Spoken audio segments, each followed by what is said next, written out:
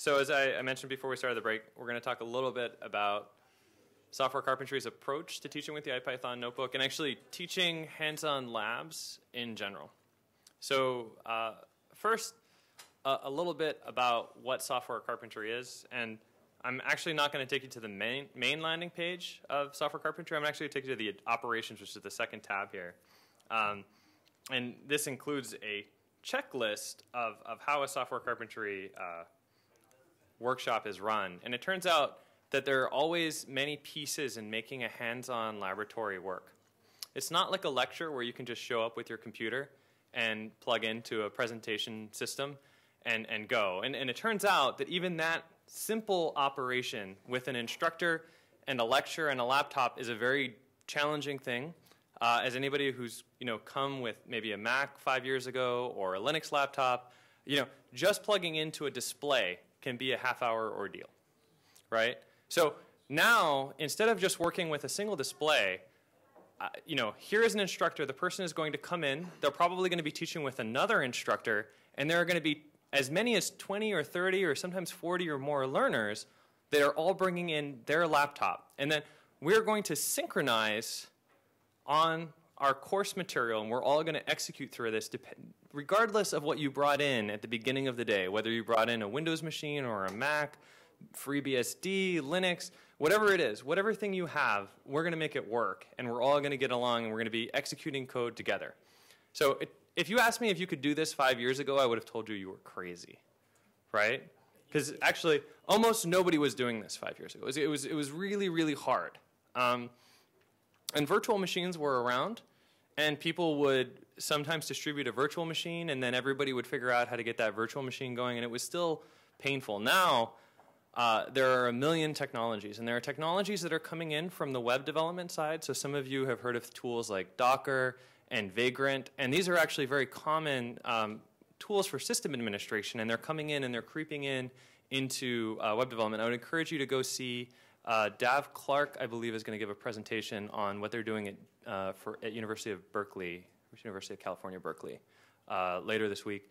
But on our side, from Software Carpentry, we don't believe in virtualization. We don't believe in virtual machines. There are a couple of instructors who have used them, but the overwhelming opinion is that you should bring students something that they can use for their research, because Software Carpentry is there to help students get better at their research.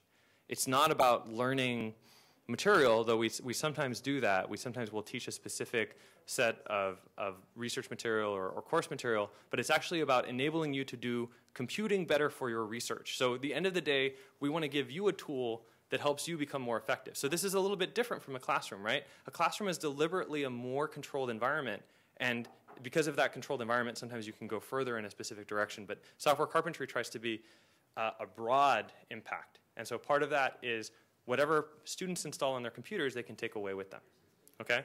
So that's one of the first ways that Software Carpentry differs from a typical classroom, is that we actually expect students to work on their own laptops in the platform that they'll be using later on. Yes? Can you tell people where that page is? Yeah. From the front page, it's the second link. It's the operations link. That's the bit.ly page. Yeah, the bit.ly page. Teach_IPython. Go to this, and then click on operations. Yeah. This is also, it's the operations link for boot camps in the Software Carpentry main page. Okay.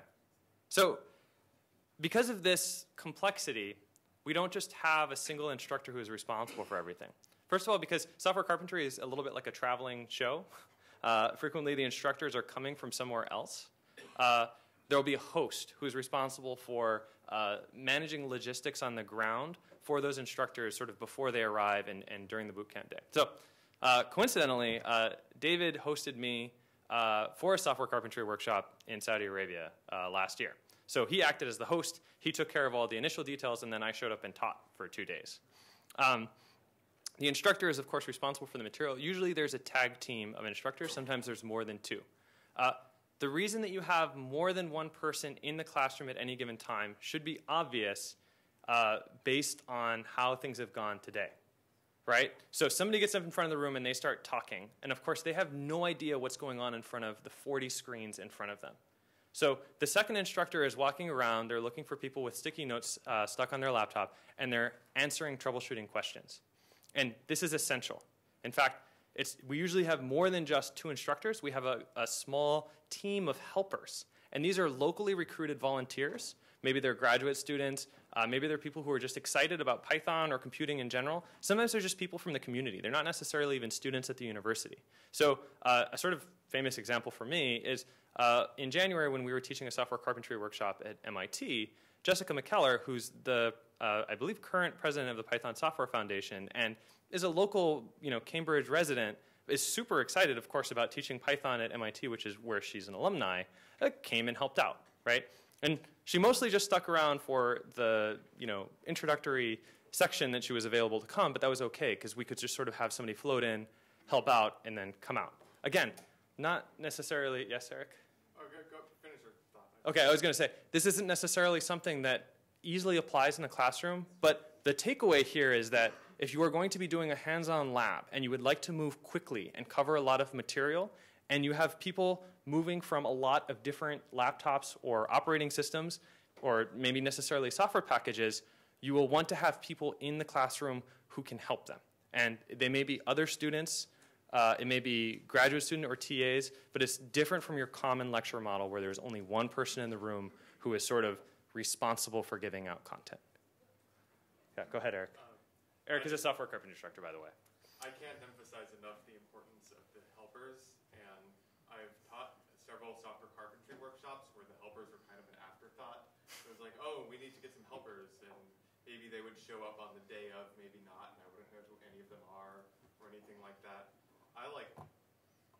I found that like the best workshops have been ones where we've gotten at least 2 or 3 helpers well in advance and who are part of the planning process all along so that they know what's going on too and can be like fully involved in teaching and helping people set up. It's, for me, like those are the ones that go the best because otherwise I'm trying to teach and run around and fix 40 laptops at the same time. It's impossible. Yeah, so I've definitely done software carpentry without having any helpers, and it was much, much more painful. Even having a second instructor makes a big difference. So that was the operation guide. So that's some of almost the infrastructure that goes in. So there's other advice in there, and it's good general advice about how a classroom should be laid out. If you're going to teach something like this as an informal course, you have to make sure that you have a good wireless internet connection. Yeah. But even things like power access, making sure that the room is accessible, all of these things, and of course the sticky notes, right? So what are the sticky notes for, and how are they supposed to be used? I kind of alluded to this earlier. Usually we hand out 2 colors of sticky notes. It used to be that you could actually get green and red. Now it's like a neon yellow green and a neon pink, but they sort of mean the same thing, and it's a great way to find out where your audience is. And this is actually independent of having computers, but it really closely ties in with the computers. And so I'll say something like, put your sticky notes up if you're following along with me right now and paying attention and not on Facebook. And I mean it, like, go ahead and put your sticky notes up. And I'll actually know how many people are actually on Facebook and how many people are checking email and how many people are with the lecture, right? And then the people who are on Facebook will see that everybody else is actually, doing something, and then they'll realize that they need to maybe pay attention because maybe something's going on that they're going to miss, right? But it's a good way for 2 reasons. So the first thing is the sticky note requires you to do something. You cannot be passive when I ask you to put a sticky note up. So for example, if I say, hey, if you have a problem, put a sticky note up, that actually isn't sometimes enough. Because sometimes people will sit in front of a problem and try to fix it themselves or be stuck and not want to raise their hand. So the other way to do it, of course, is say, put your green sticky note up if you've gotten this far, right? And that's easy when there's a green sticky note for I'm doing okay and a red sticky note when I'm in trouble. It's hard when you're trying to dual purpose the sticky notes, which we did today, and as you can see, is with mixed results. Okay, you can take your sticky notes down. That's some OCD factor in me is freaking out at the sight of all of these flags. Okay, it's like having 70 issues on the issue tracker that have been unaddressed. Some more general advice. I'm on the first link. some of this is directly applicable, some of it isn't. Making time to, this one is, making time to assume that there will be installation problems when you are running software is so true. And the ways to mitigate this are by having a very regimented process and only following that process and not breaking away from it. So if you go to a software carpentry workshop, the instructors will be using an installation procedure that they have used several times before. And if you are lucky, you will also have instructors who have debugged problems on all 3 operating systems. And so some of this is experience, and some of it is just doing it the same way each time. Interacting with the audience, pausing, asking questions, making them write code on their own computer, all of these things are part of sort of the mantra. This is actually would sort of fail the software carpentry sniff test, because the amount of code that we've actually had you run and force you to write on your own has been very relatively little. A typical software carpentry workshop would have a lot more hands-on. But this course is not necessarily about the hands-on side of it. It's about how to create the hands-on atmosphere. So, you know, David's idea, which was really awesome, was that we would make you write a course lecture in this. And if we had a day, we would have definitely done it. Because we had this constrained amount of times, we just wanted to expose you to some of the things that were available. But if you want, you know, to extend this another 4 hours, I'll sit here and evaluate your course material, and David will too. I'm volunteering him. Okay. So this last little piece before David takes over for styling is probably the most useful thing that you're going to find here, and it's the troubleshooting link. I'm going to come back to it in a sec. The troubleshooting link here, which is a Wikipedia page compiled by the software carpentry instructors of all of the common things that you will hit if you were trying to install Bash, Python, or Git on a computer, right? All of the common problems. They're documented here, and solutions are here. So, and if you follow the basic software carpentry installation instructions, which are not here, I'll put a link up to them. They're in GitHub. I'm not even going to be able to recite the link off the top of my head, but there's a set of common default instructions we use for R, Python, and the other tools that are sort of commonly used in a software carpentry workshop. So this is handy, and it's a wiki, so you can also edit yourself if you come up on something new that isn't covered here. Okay, sorry, there was a question back here, and I stepped past it. It's about the room arrangement. So what is your room setup? Do you work in lecture room setup like we're here, or do you more of The ideal room setup is actually something that looks a lot like this. This is almost a perfect room. Here is what I would change besides the fact that you've got this nice set of stadium-style seating where everybody gets to plug into their laptop and is relatively close. I would improve the wireless. I would only have one of these screens up probably, or I would push them out wider and I would have a chalkboard or a whiteboard because it's really important to be able to write to show examples. But this is a great room, actually. You don't often get to teach in good teaching environments. It's dark. There's no like glass windows overlooking a beach, but we can't all teach software carpentry workshops in Hawaii. Yeah.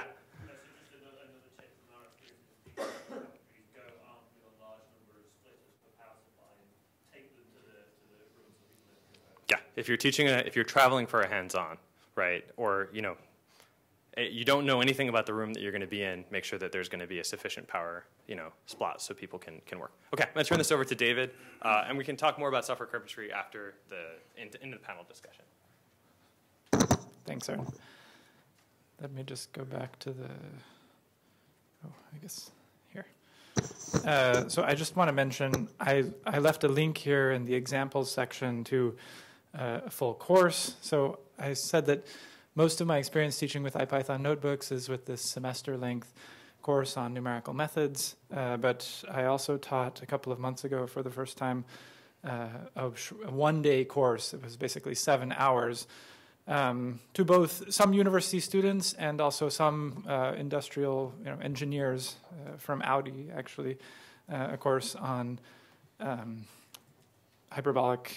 solving hyperbolic PDEs. So you can see here there are just 6 notebooks, and the lesson 0 here is similar to what I would give at the beginning of my university course, although it's even more abbreviated because we just took 1 hour to teach them Python.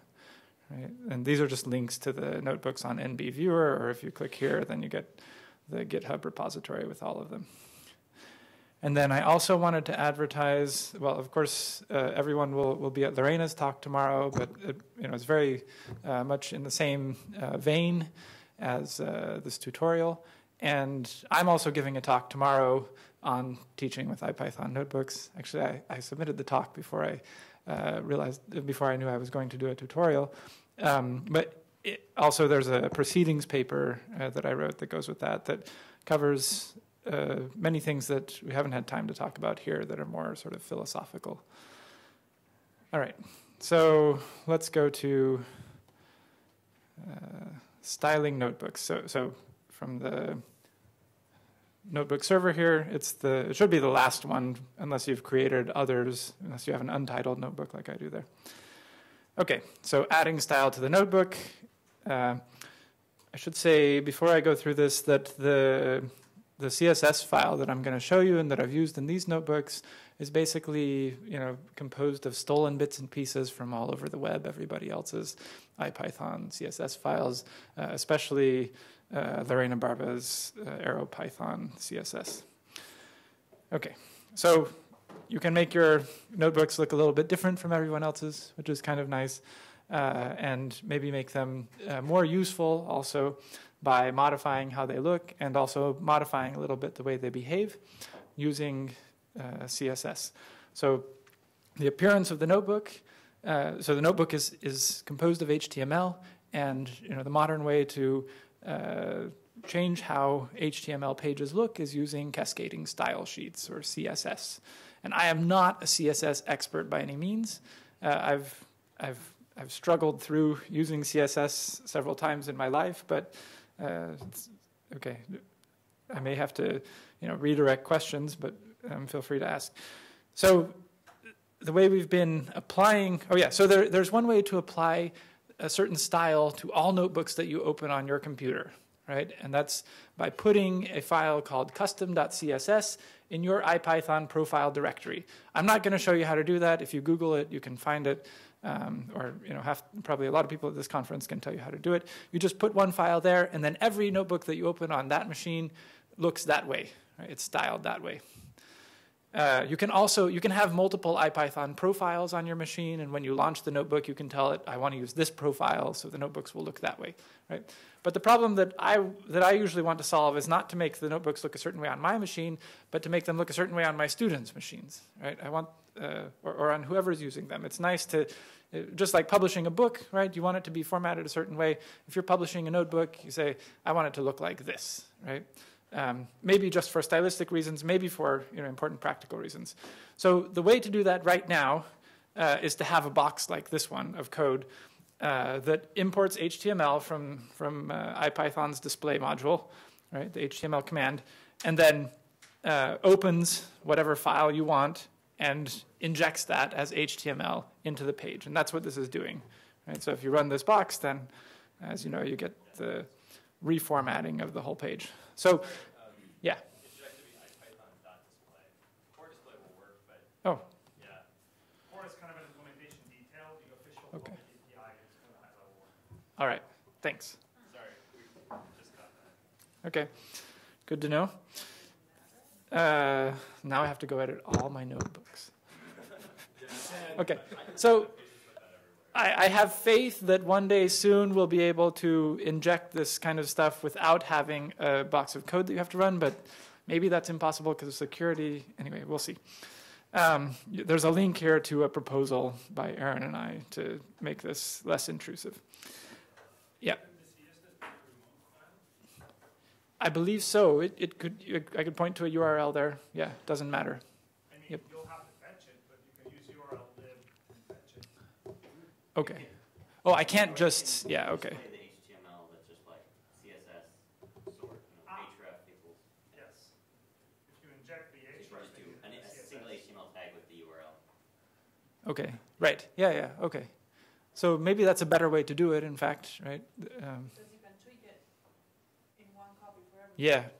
I don't have to have a, In the GitHub repository, it's always you can tweak it and, yeah, I don't know. okay. So that might be a more useful After the talk, we're gonna practice. implement that. Yep. Sounds good. Okay, so I want to just walk you through this CSS file, not because this is the greatest CSS file ever, but because it's one that I understand. All right.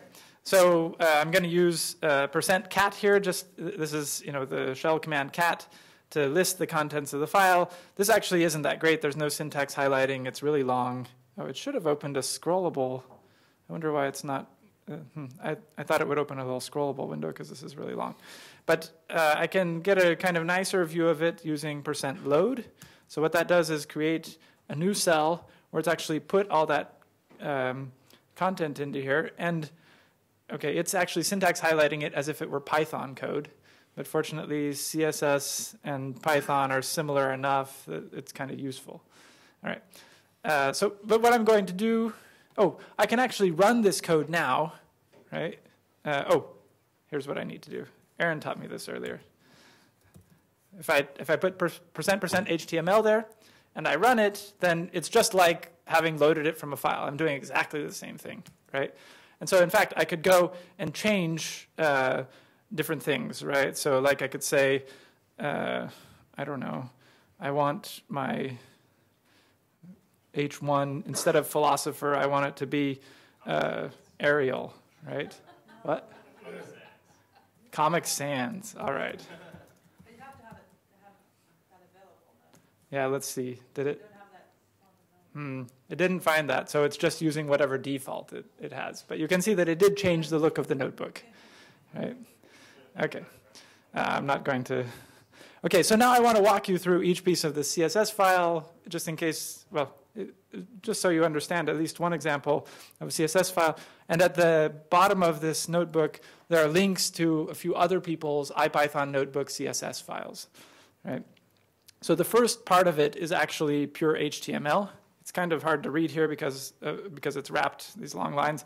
But all it's doing is loading a bunch of Google fonts, right? So these are all links to font.googleapis.com because I'm using a bunch of Google fonts. And so, in fact, if you run these notebooks without a internet connection, then you'll just get whatever the default fonts are instead because it needs to go get them from Google. But the nice thing about Google fonts is that you can fetch them anytime you have an internet connection, and they have a lot of nice fonts. All right. And then, so that part is just HTML, and then there's this style tag that says, okay, now we're doing CSS. We're done. This is not HTML, this is CSS. Right? And each CSS, I don't know what the right term is, but section of the CSS file has sort of a label here which says the styling I'm about to tell you about applies to this part of your document. Okay? And then it has a bunch of attributes, one or more attributes to apply to that part of the document. Right? So what this does is apply the computer modern font face. Actually, I'm not sure to which part of the document this one does. Okay, let's go on to the next one because I know what this does. So the notebook panel is this region in the middle, right, from here to here. Okay. And here I'm setting, no. Yeah, so here I'm setting actually the background outside of that, right? This #888, that's gray, right? That's hexadecimal for gray. And then, Aaron, do you know what this color does? Why have background and color here? I guess I could. I can try changing one of them real fast to just see. I will freely admit that my CSS looks, roughly like a monkey at a keyboard. Okay. I'm not actually sure what that second one does. Okay, sometimes you set these things and you forget. Color changes just the text color. Yeah, this one okay. If the background was some particular color, you would want to change the text to a different color that has good contrast with the background. Okay, so I think if I change this, it will change that gray out on the edges. Yes, so I've just changed it to black, right, by changing the background there. Okay, this isn't so important. Let's move on to the more essential parts of the style file. Right. This background tag is. Oh, and this must be for text that's out there. but there's no text out there, so probably this line is superfluous. Okay, this says that cells should be 800 pixels wide. Okay, this is just because a lot of people will be on their laptop with a really wide screen and they'll maximize the browser. And then if you have long paragraphs of text, they get really hard to read. Or if you open it on NB Viewer, right, it'll be this really wide thing. And when you get to the end of one line, it's really hard to tell which line is the next one. So I've limited it here to 800 pixels, okay, per cell. So that's the distance from here to here. All right. And then the notebook itself, right, I've told it, okay, you can only be 1,000 pixels wide for similar reasons. And this margin auto makes sure that it's centered. This says that the notebook background should be white. And this padding left just makes sure that this cell isn't flush against the edge there, because that's kind of ugly. That's just aesthetic. Feel free to ask questions as we go along. For me, markdown lists by default are a little bit too compressed. This adds a little bit more space between bullet points and markdown lists. Okay. Now we get to really interesting things. So this one, which I stole out of somebody's CSS file, I can't remember whose. I never would have figured this out by myself, but this is how you refer to a running cell in the notebook. And this says, put a 3-pixel wide, solid, almost black line border around running cells, right? And that's that nice, really visual indicator that this cell hasn't finished executing, rather than just the asterisk. And I would love to see this actually become default in the notebook, Fernando. He's not listening. Don't go there. All right. But if it's customizable, Yeah. you want it to default, but I think it would be great to have a more noticeable indication of it, that this cell hasn't finished running. You could use CSS3 animations to make it kind of pulsate while it's running. Yeah, I don't want to have seizures. I just want to know. Anyway, Animated GIF. yeah. We've agonized over these things for hours Okay. and hours. The fear is making something that flashes too much and becomes distracting. Yeah. And we're always open to continuing to fine-tune this. Our approach with a lot of these things is actually to be ultra minimalistic and potentially insufficient rather than to overdo it. And so we have a really very plain, very vanilla base layer and let people do a little bit Yeah. of crazy things, and maybe some of them turn out to be good ideas and we can absorb them later. But the other thing we Okay. can do is distribute a couple of default profiles. Like you could have, profile catch, profile arba, and then within the notebook itself is the default distribution, and people could select those, as part of their installation process as well as your defaults. Themes. Not Okay. not serious. So this isn't.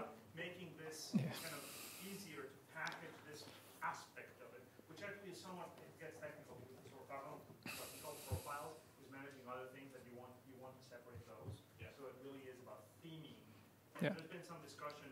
We can talk about that at the sprints. I mean, remember, we're going to have 2 days of sprints about Python at the end of the conference. We're happy to. I mean, part of the point of coming here is for us to get feedback. We're not claiming that we have all the answers on this. What we do try to do is be fairly slow moving so that the base layer is solid. Yeah, that's good. Okay, I won't criticize that. Okay, so if you run this cell, right, it keeps its keeps that black border for 5 seconds. Yeah. Another important point, we plan on refactoring all of our CSS, so all CSS customizations are going to be that's Okay, that makes me sad, but all right. Yeah, it will be. Yes, it will break everything with the goal of making it easier Right. in the future. This is what you get for being early adopters of customizing something that is poorly designed for customization. All right. Well, I think it's great that we can customize it, so I'm really happy about that. Consider yourself a martyr for the cause. Yeah. No, it's kind of fun playing around with the styling. So what does this one do? This is what puts this nice, tan box around each code cell and also its output to kind of keep them together. Because I find that sometimes it's hard to tell where the output from the previous code cell ends and where something new begins, especially if you have output from a cell that may be text and then you have more text below it, right? So if I run this, right, I can see clearly this text came from that code, right? And now here's some other stuff that's unrelated to that code, or at least not a result of it, right? Font will do that. Typeface will do that. This text and this text, I believe, are the same typeface because here my text is code. All right, so there will always be a situation where. By the way, if you double click on one of these cells, you can see the way I'm rendering them is triple backtick CSS. So this says apply syntax highlighting to this as if it's CSS code, which is what it is, right? So I think these are actually the same font or very similar. Yeah. But maybe it's a corner case. Yeah, it's unusual. Okay. And then this just says all text cells I want to render with this font, this particular Google font, and I want a little more spacing for them, and I want the font a little bigger, okay? And also I want text paragraphs to be even narrower than my code cells, right? Okay, we're almost to the end. The rest of this, the next several sections are just which fonts I want to use for my headings. Okay, and how big I want them to be, and what color I want them to be, and so on. So this is the H1. So this is what's setting the style for this title here. Right before I changed it here. Yeah. Okay.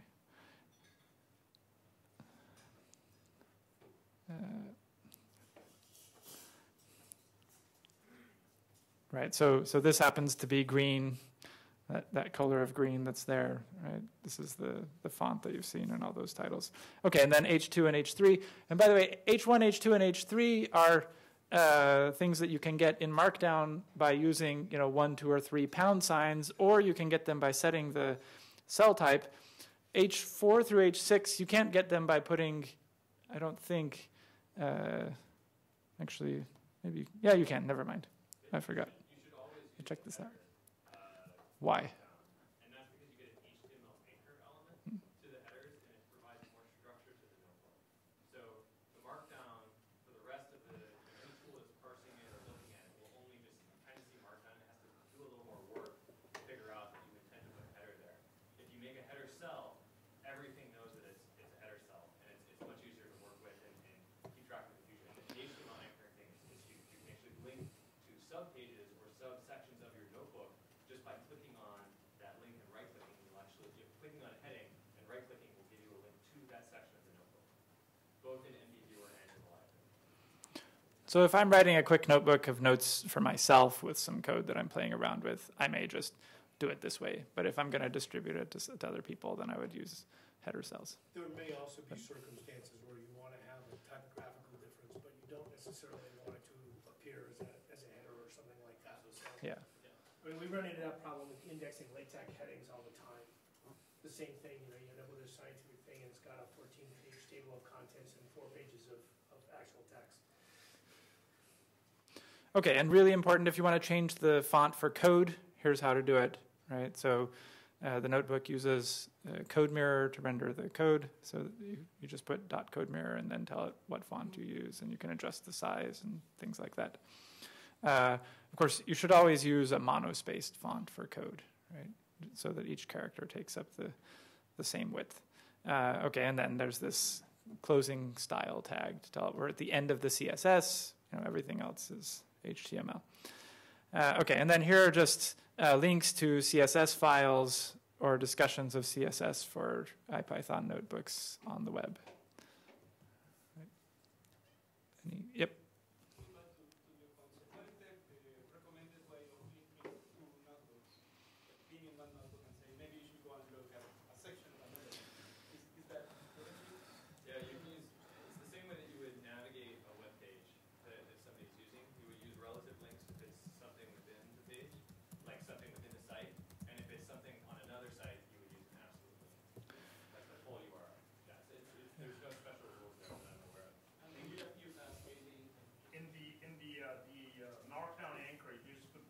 square brackets, whatever you want to say, and in the parentheses, just you can copy and paste the file name. Even if it has spaces in the file name, it works fine. You just put the file name to the notebook or the directories. You can append pound and the anchor marker if you want to link in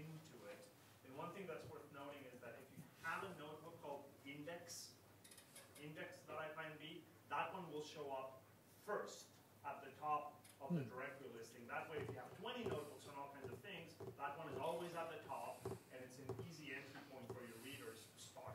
That's how we're organizing our own documentation now, is in each directory there's an index notebook.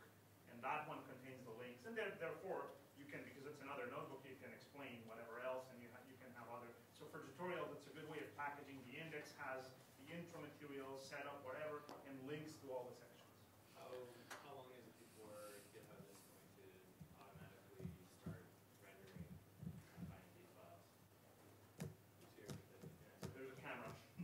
Oh, okay. Okay, so this will work, for instance, right? If I'm just within the materials for a single course and I want to link to another notebook, this is what I would do, right? And then if I click this, right, it opens that notebook.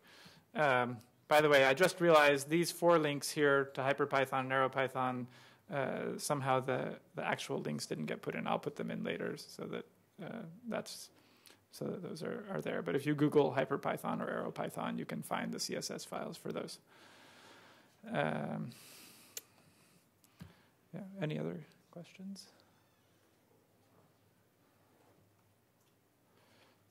And if you go to the, I don't know if you have any, in HyperPython I have links between some of the notebooks, right? Yeah, okay.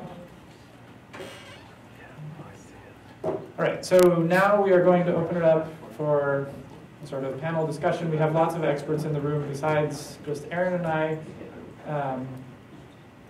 Questions about the notebook, about teaching, about any of the other topics that we've covered today, everything's fair game, or something you wished we would have covered that we didn't.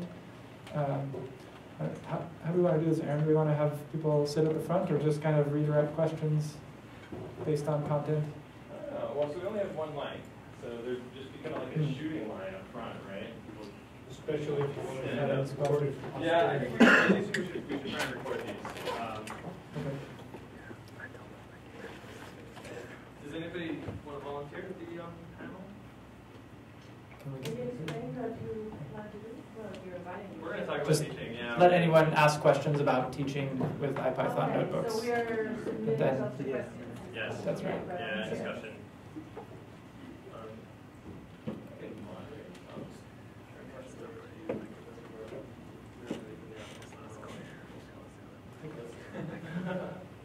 Okay. I think we'll start with questions from the audience, and then I'll give each of our panelists, our standing panelists, a chance to answer, and then we'll just keep going until everybody's tired and they can't stand anymore. How's that sound? Okay. No one else? Yeah, so start thinking about your questions, of course. Yeah. So it was mentioned earlier about grading and comment, and sort of stuck on that. In particular, how to keep students from turning in something that they just found on the internet or they got from a friend. Can you speak a little bit more about what that metadata is in the IPython notebook? Okay, and I'm going to repeat the question so that they get saved in the video. The question is regarding turning in IPython notebooks and when students are handing in, what are the sort of technologies available for making sure that they're turning in something novel or their own work as opposed to something that they found on the internet? And then there were some questions about whether there was anything in the metadata of the notebook itself that might help. And I think there are some interesting answers there. So it's a little bit of a technology question as opposed to a policy question. But I will not answer the technology question but the pedagogy questions. Have you seen the YouTube video by Eric Mazur on something like assessment is the silent killer of education? I have, yeah. And I mean, I tend to not, I teach college students, so my feeling is if they're going to cheat, they're just wasting their time and money. That's not really my problem. So, I mean, I don't want to really police it. But on the other hand, I'm starting to think that if they do a really good job, I'm going to get 20 identical looking notebooks. Right, so everybody has a different style to how they want to treat this in the classroom. I talk to every student in every class because I have a small class, I have 20 students, and I go desk by desk and I speak to them at every class. in every class. So I am aiming for mastery in the sense that I will work with the students until they have completed the assignment. And so in that sense, in a way, they all deserve an A. And so what do I do in addition to that? I make them present. I give them projects where everybody's going to do something different. But we are thinking with some colleagues about ideas to do some assessment that is more automated. Not assessment in the sense of getting a grade, but formative assessment. So students know as they are progressing through material that they are achieving some result.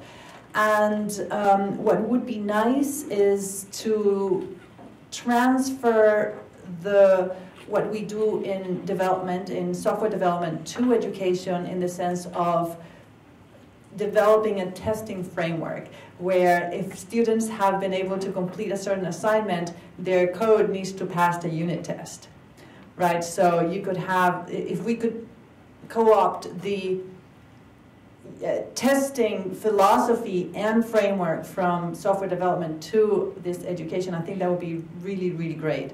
That it requires a lot of creative thinking on the part of the instructors on how to create that material. That would be nice. As to within the notebooks, what I would like is for the notebooks to be able to have some sort of facility where you can write some code that somehow calls home, in the sense, queries from a server and a particular answer when the students are executing some part of code to check that the answer is correct. And that would be a nice way, for the students to get that satisfying green check mark next to some answer. All of this, I believe, is just ideas at the moment because this is happening too fast. I'm gonna come in with some actual comments about what's possible today and what you could do with a little bit of effort or a medium amount of effort or a lot of effort. So first of all, the idea of homework solutions that are automatically graded or automatically checked and tested exist within computer science curriculums. There are several universities that have been doing it for a while. The first case, or the first one that I'm aware of, was out of Carnegie Mellon. It was a systems programming class where you actually logged into a machine and your homework was a sort of an interactive thing where you solved the problem and then that problem was graded for you on that machine. And of course, that's not the sort of thing that we think about, right, SSHing into a machine anymore, but people do think about going to web pages. So the same way that a machine could automatically grade for you, your local IPython notebook session probably couldn't. But a remote system like SageMath Cloud is sort of this perfect environment for the kernel is already executing remotely, and so it can be something a little bit more than an IPython kernel. And we didn't talk about how there are multiple kernels, but there are. So what we've all been looking at is the IPython standard sort of kernel console, right? But you can run Julia, you can run R, you can run other programming languages, you can run MATLAB from an IPython notebook. It's actually happy to use any of these. But what I'm talking about actually is an IPython kernel that has been augmented just a little bit, so that if it sees, for example, a cell magic that says homework, instead of saving that locally, of course, because this is running on a cloud, this kernel could actually make a connection or save something in a database or do something else that's actually a little bit above and beyond. And then you can talk about things like automated grading. To come back a little bit about tracking whether an IPython notebook is a copy or a different, there's some very first principle things you can do. The first is that every IPython notebook, when it is saved, is actually signed now. So IPython 2.1, every notebook is signed when it's saved, and that signature is not like this was created by Aaron Amadea, unfortunately. That signature is a hash that is unique to the computer that created it. So the answer, of course, is if you get two notebooks with the exact same hash, that's a copy. Unquestionably a copy. There was no other way that that was created except somebody copied the notebook from one computer to another. It was not created on two separate notebooks. Okay, sorry, yes, somebody could open it, save it, and then they would completely go around that. So this is not a model. However, if you are really interested in keeping track of how people are progressing and working, I would really suggest that you use Git. Because A, you're teaching people how to use a modern version control system that has some pain on its own just learning it, but the Git model is basically every time you save or checkpoint your code, that's sort of signed by the person who wrote it, and that is like, this is my name, this is my email address, I say that this is my stuff. And you are constructing a much more elaborate lie when you turn in a homework assignment that has a Git commit that has some set of files on it. Because if it's something that took a little while to develop, that Git history is harder to create. That's an excellent point. Thank you. Okay, sorry, that was some technology things that completely aside from the policy. We've got, you want to keep going? Just one. Yeah, go ahead. Reinforcement. I've had my students create a GitHub account in a classroom, and I told them that they have to just post the link to that GitHub address that holds the notebook, and I'll go in and see the commits. And and sometimes I go in and see, you haven't committed anything for 10 days. What's happening? So GitHub provides a very nice way to check on students and how they're progressing. I think David had a question or a comment, and then we'll go to the next question. One more thing. So I just want to make a point about the kind of exercises and what the answers to the exercises are. Right? So in that multi-grade notebook, for instance, there was a point where they were supposed to code up Jacobi's method. Right? They do that in class. Right? That's not something that they're going to get graded on. They just need to do it so that we can move to the next part. Right? And some of them will struggle with it. They'll talk to the person next to them and figure out how to do it. The instructor will come and help them. But that's just something that they need to do. Right? Everybody's going to get that done, and they're not going to get an A or a B or a C on it, right? And then there are exercises at the end, right? And the exercises are written so that the answer is never code, and the answer is never the plot produced by your code. It is an explanation of what is happening, right? That shows that you understand some concept behind it. So that's one way that I get around this. Of course, you can copy the explanation from the guy next to you, right? Still, but anytime you are turning, yeah, you really, I tell them I should not need to read your code, right? Now, if something bizarre, if they say something bizarre in their answer, then maybe having their code is useful because I can see, oh, you did this wrong, right? And that's why you think that this is what's going on. But I try to emphasize to them that code is how you communicate with a computer. Code is not how you communicate with the professor. Yeah, that's an excellent point. And sometimes textbooks will say something like, reproduce this Poincare section. Well, okay, they know it's have to look exactly like this, so I get all those. And you're absolutely right that there's no science in that. So the exercise needs to be rewritten, not reproduce this plot, but then asking them to infer something from a new plot that they can't just check against the one. And especially try changing this parameter. How does the Poincare section change? Why? That kind of thing, right? Doing something different than what's in the textbook. Okay. I'm going to move us to the next question. Is that good? I actually have a comment. So I used to work for the math department, and we have an online testing system there. And one of the things that, just as a thought, if you're going to be doing pedagogical notebooks, is that one of the features is that students could get partway through a problem, they could submit it, and there's a database of known common errors that are made. And if one of those errors matches, then they get a hint back and says, look at this, try again. And so they get 3 attempts on these, which are effectively just to make sure that the students are working on the problems. And their time working is recorded by the web server, but not necessarily the results of what they've actually done. Yeah, so that's worth repeating for posterity. The idea is that there is a web server where students can submit solutions, and the web server is actually aware of common mistakes that the students make. And so it will identify some of these common mistakes when they're submitted, and it will kindly, I suppose, reject the answer and also point the user to some hints that are actually specific to that student's particular mistake. Okay, so before this question wanders, do we have a new question? Yes? So I do teaching at SUNY Albany, and we use team-based learning. Okay. So essentially, you divide the class in groups of 5, 6. And it's a flipped classroom approach. And I'm curious if you have applied the notebook in that type of environment. Okay, so the question is do either of the panelists have an example of a notebook that is taught in a team-based flipped classroom approach? Teams of 5 or 6. I use my AeroPython notebooks in a flipped classroom, but there wasn't specific teams. It wasn't a team-based learning approach. So what we did is, basically there were no lectures in class, and the students had to read. This was a flipped classroom with no videos, so flipped classroom does not equate online videos. It's one of the things I want to point out. Although I did previously teach a CFD class with some videos that contained the sort of lecture material. And the whole class period was used on active learning in various forms. We did peer programming, all sorts of, basically the students were coding in class and interacting with each other and answering questions and doing peer instruction and things like that. So the class was all active and the content was read by the students within the notebooks. So the notebooks contained written content, the equations, the derivations, sometimes have supporting video, and the students had to do the work of studying the theory and working out the class derivations in their own time. The equations, the mathematical derivations in their own time. So you actually you can work in teams of two as an actual pair? Yes, very many times, yes. Yes.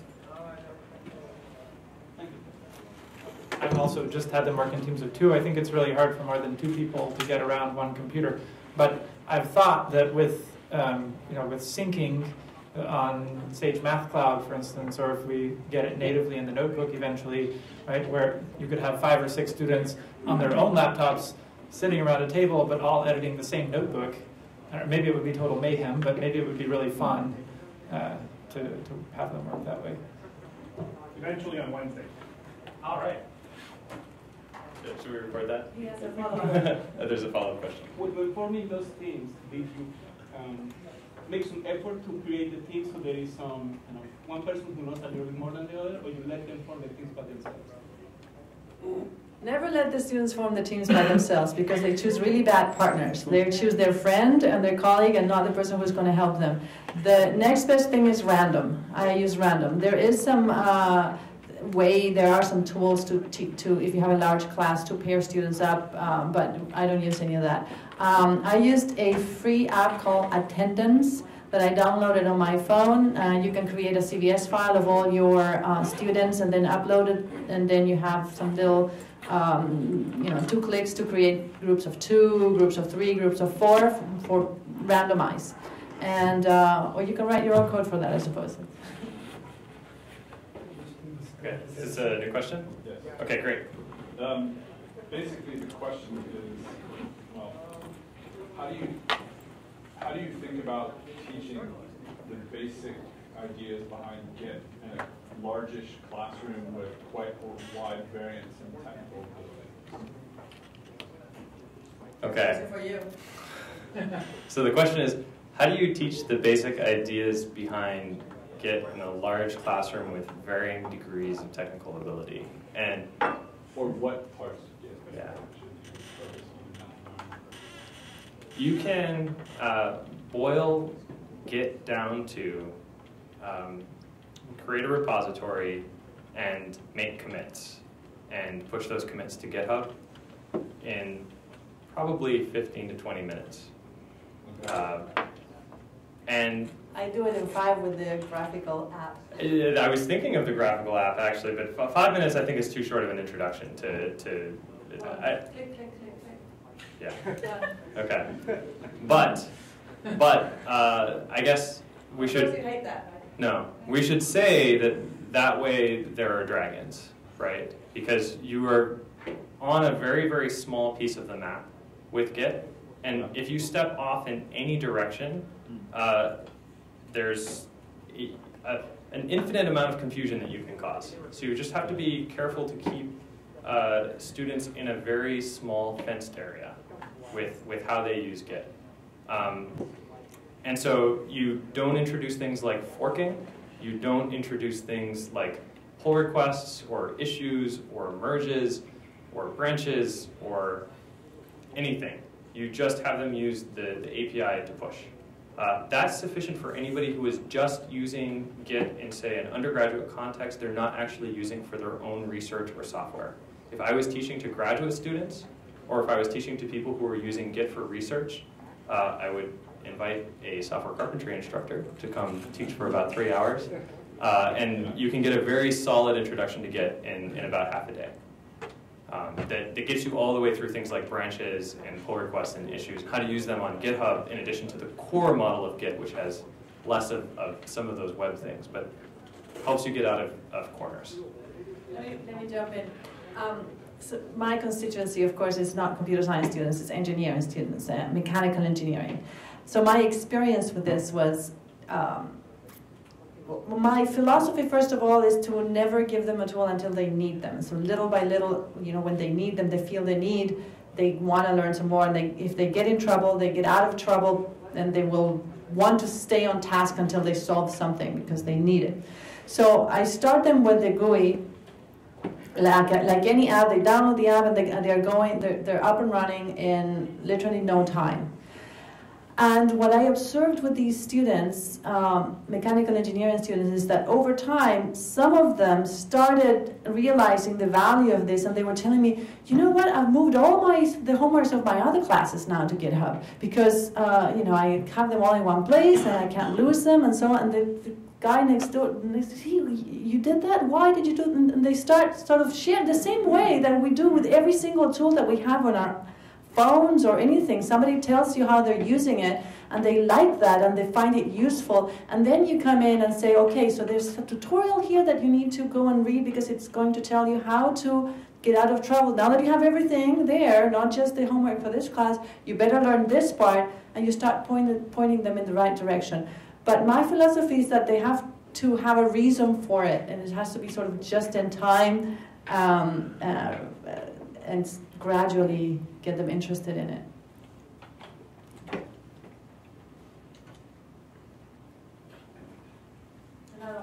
Yeah, we are actually right at 5 o'clock, so there's less things outside. There's no snacks or other exciting things. They clear all the food away at the break.